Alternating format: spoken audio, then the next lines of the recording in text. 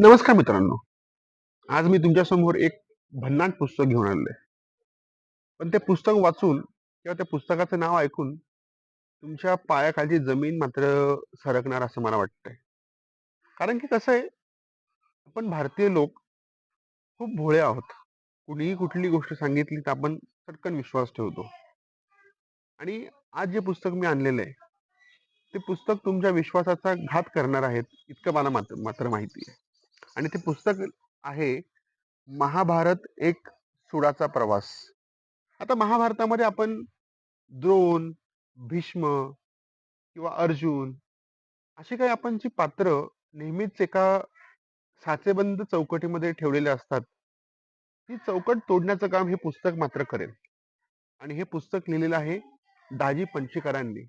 आणि अर्थात हे पुस्तक नुसतं साधं सोपं पुस्तक नाही. या पुस्तकाला जो रिव्ह्यू आहे, तो रिव्ह्यू लाभला आहे दत्त वामन पोद्दार, की जे स्वतः येथे एक महान इतिहास संशोधक होते.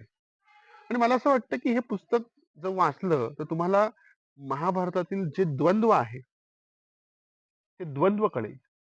आणि अर्थात दाजी पणशीकरांनी कृष्णावर देखील खूप टीका केलेल्या आहेत.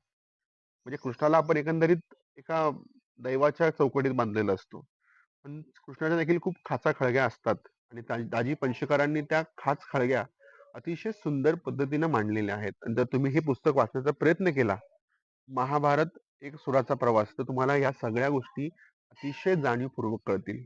आणि दाजी पणशीकरांचं सूत्र याच्यामध्ये एकच आहे, की महाभारतामध्ये प्रत्येक जण कसा सुडाने पेटलेला होता आणि सुडाच्या भावनेतून महाभारत हे घडवलं गेलं. हा सुंदर संदेश दाजी पणशीकरांनी या पुस्तकातून दिलेला आहे. मी सर्व वाचकांना सांगेल की महाभारत एकदा समजून घ्या. त्यावेळेस आपल्याला खऱ्या महाभारताची जी रूपरेषा आहे, चौकट आहे, ती चौकट कळेल. धन्यवाद.